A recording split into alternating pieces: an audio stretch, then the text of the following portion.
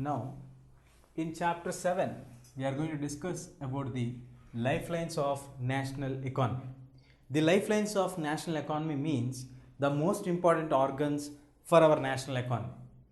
As in our body parts, how we have the blood veins which carry the blood from every corner to the heart, that brings the blood from every corner of our body to the heart to get connected. In the same way, for our national economy to develop, nowadays transport is playing a very large role.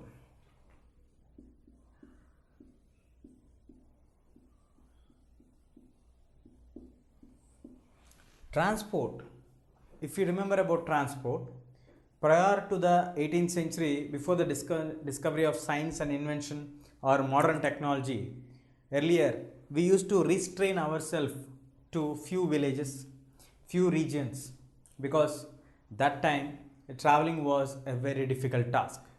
But as the science and technology has advanced, today we have large number of transport facilities increasing, and today transportation has become very easy task that has made the world to be a global village.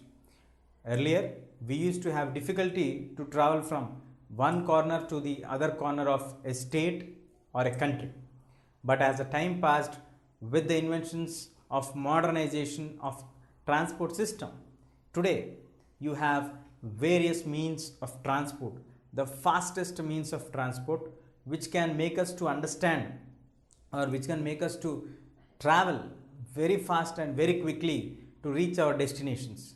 Earlier, traveling from one continent to another continent was a dream. Many people lost their lives in the journey of this.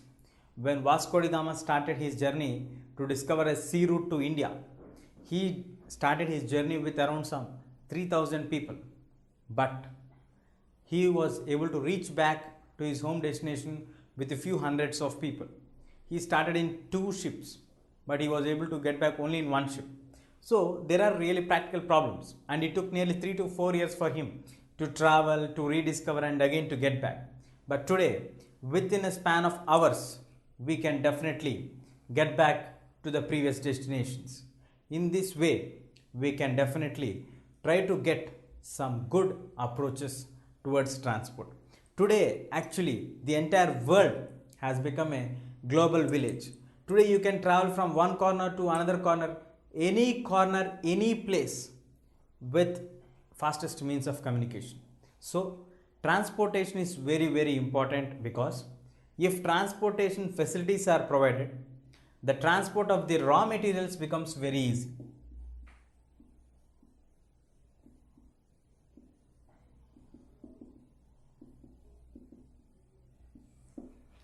Once the transportation is provided, the transportation gets the raw materials transferring from one place to another place very easy. Yes, people transportation also is very important, but at the same time, when it comes to the raw material transport, raw material getting transported from one region to another region is a very vital important aspect of the modern day, because without the raw material getting transported, any industry cannot develop. Without having industries, any country cannot develop. So in order to see the development of a nation, you need to have more number of factories, more number of industries, for which a very good transport network is highly important. So if you have the transport, well, the raw material transportation becomes easy, which gives a boom for industries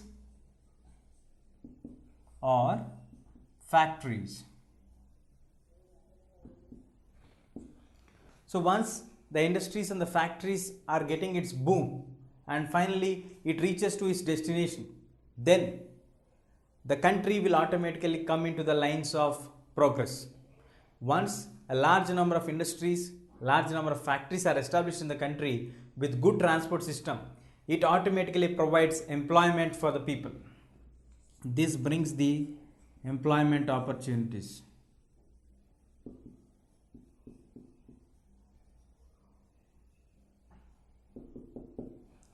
So once the roads network is laid down, the transportation has developed, that automatically brings factories. From factories we get the raw materials available to the people, and from the place where the raw materials have to be carried to the factory, and factory to the marketplace, so the final destinations, and from then we automatically get the employment opportunities.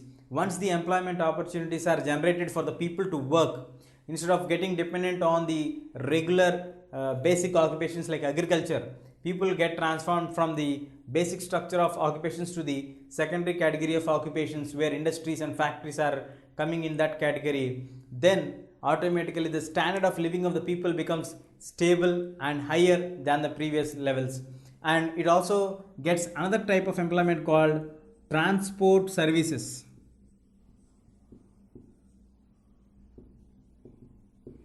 We get various kind of auto rickshaws, various kind of buses, public transport, private transport, tax, cabs. All these will also generate the transport services. This is also another source of employment opportunities which are provided to the people in regards to transport. So when transport is developing, automatically the infrastructure of the road will develop. Then it also brings that connectivity between the interior lands to the far off places. And when interior lands and the far off places, the factory destinations are coming closer, which will generate employment opportunities for the people and also generate the transport services. Once the factories are established, they started to give opportunities for the people in terms of employment, and in order to get the final product outside, marketing will develop, people's inhabitation will develop, automatically that country will start to progress. So if a country needs to get its progression, if a country needs to develop, automatically it leads to development when we have a good transport system. That's the reason why it is rightly remarked as the lifelines of national economy. Any country to be developed, any country to achieve its target of development, any country to become modernized, the basic requirement for it is that they should have perfect transport system. It may be in the form of roadways, it may be in the form of railways, it may be in the form of waterways, it may be in the form of airways.